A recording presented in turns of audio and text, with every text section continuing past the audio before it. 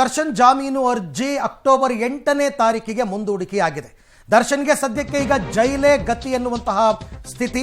ಮುಂದಿನ ಮಂಗಳವಾರಕ್ಕೆ ವಿಚಾರಣೆಯನ್ನ ಮುಂದೂಡಿಕೆ ಮಾಡಿದೆ 57ನೇ CCH ನ್ಯಾಯಾಲಯ. ಅಕ್ಟೋಬರ್ 8ಕ್ಕೆ ವಿಚಾರಣೆಯನ್ನ ಮುಂದೂಡಿದೆ ಸೆಷನ್ಸ್ ಕೋರ್ಟ್. ದರ್ಶನ್ಗೆ ಸದ್ಯಕ್ಕಂತೂ ಬಿಡುಗಡೆ ಭಾಗ್ಯ ಇಲ್ಲ. ಆ್ಯಂಡ್ ಇನ್ನೂ ವಾದ ಪ್ರತಿವಾದಗಳೇ ಮುಕ್ತಾಯ ಆಗಿಲ್ಲ. ಈಗ ಎಕ್ಸ್ಪೆಕ್ಟ್ ಮಾಡೋದಕ್ಕಾಗದೇ ಇಲ್ಲ. ದರ್ಶನ್ ಪರ ಹಿರಿಯ ವಕೀಲ CV ನಾಗೇಶ್ ಅವರ ವಾದ ಅಂತ್ಯವಾಗಿದೆ. ಮಂಗಳವಾರ SPP ಸ್ಪೆಷಲ್ ಪಬ್ಲಿಕ್ ಪ್ರಾಸಿಕ್ಯೂಟರ್ ವಾದ ಮಂಡನೆ ಮಾಡಬೇಕಾಗುತ್ತೆ. ಇದರ ಜೊತೆಗೇನೆ ಉಳಿದ ಎಲ್ಲ ಆರೋಪಿಗಳು ಯಾರ್ಯಾರು ಜಾಮೀನಿಗೆ ಅರ್ಜಿ ಹಾಕ್ಕೊಂಡಿದ್ದಾರೆ ಅವ್ರಗಳದು ಕೂಡ ವಾದ ಮಂಡನೆ ಆಗಬೇಕಾಗುತ್ತೆ. ರಾಮ್ ಸಿಂಗ್ ಅಂತ ವಕೀಲರು ಅಪಿಯರ್ ಆಗಿದ್ರು ಈ ರಾಘವೇಂದ್ರ ಇವ್ರ ಪ್ರಕರಣದಲ್ಲಿ. ಸೊ ಎಲ್ಲವೂ ಮುಗಿದ ನಂತರ ಒಂದು ತೀರ್ಪು ಬರೋದಕ್ಕೆ ಸಾಧ್ಯ. ಅಕ್ಟೋಬರ್ 8ನೇ ತಾರೀಕಿಗೆ ಈಗ ಸೆಷನ್ಸ್ ಕೋರ್ಟ್ ಮುಂದೂಡಿಕೆಯನ್ನ ಮಾಡಿದೆ. ದರ್ಶನ್ಗೆ ಸದ್ಯಕ್ಕಿಲ್ಲ ಬಿಡುಗಡೆಯ ಭಾಗ್ಯ. ಇವತ್ತು ಜಾಮೀನು ಸಿಕ್ಕಿಬಿಡುತ್ತೆ. ಬೆನ್ನು ನೋವು ಜಾಸ್ತಿ ಆಗಿದೆ, ಜಾಮೀನು ಸಿಕ್ಕ ನಂತರ ಹೋಗಿ ಬೆಂಗಳೂರಿನಲ್ಲಿ ಟ್ರೀಟ್ಮೆಂಟ್ ತಗೊಳ್ಳೋಣ ಅಂತ ಏನೋ ಒಂದಷ್ಟು ಆಸೆಗಳನ್ನು ಕನಸು ಕನವರಿಕೆಗಳನ್ನ ಇಟ್ಕೊಂಡಿದ್ರು ಅಂತ ಅನಿಸುತ್ತೆ. ಬಟ್ ಹಾಗಾಗಿಲ್ಲ ಸದ್ಯದ ಪರಿಸ್ಥಿತಿನಲ್ಲಿ. ಸದ್ಯಕ್ಕಂತೂ ಜೈಲಿನಿಂದ ಬಿಡುಗಡೆ ಇಲ್ಲ. ಈ ಬಗ್ಗೆ ಮತ್ತಷ್ಟು ಮಾಹಿತಿ ನನ್ನ ಕೊಲೀಗ ಉಮೇಶ್ ಅವರಿಂದ ಪಡ್ಕೊಳ್ಳೋಣ. ಉಮೇಶ್, ಇವತ್ತು ಜಾಮೀನು ಸಿಗುತ್ತೆ ಅಂತಕ್ಕಂಥ ಯಾವ ನಿರೀಕ್ಷೆ ಕೂಡ ಇರಲಿಲ್ಲ ಬಿಡಿ, ಯಾಕೆಂದ್ರೆ ವಾದ ಪ್ರತಿವಾದಗಳೇ ಮುಕ್ತಾಯ ಆಗಿರಲಿಲ್ಲ. ಆ ಹಿನ್ನೆಲೆಯಲ್ಲಿ ಈಗ ಅರ್ಜಿ ವಿಚಾರಣೆ ಮುಂದೂಡಿಕೆ ಆಯ್ತಾ, ಹೇಗೆ?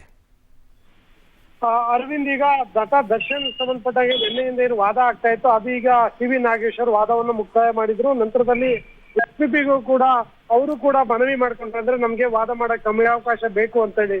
ಹಾಗಾಗಿ ಅಕ್ಟೋಬರ್ 8ಕ್ಕೆ ಇವರ ವಿಚಾರಣೆಯನ್ನು ಮುಂದೂಡಲಾಗಿದೆ. ಅದ್ರ ಜೊತೆಗೆ ಪವಿತ್ರ ಗೌಡ ಮತ್ತೆ ರವಿಶಂಕರ್ ಜಾಮೀನು ಅರ್ಜಿಯನ್ನು ಕೂಡ ಅದೇ ಅಕ್ಟೋಬರ್ 8ಕ್ಕೆ ಮುಂದೂಡಲಾಗಿರುವಂತದ್ದು.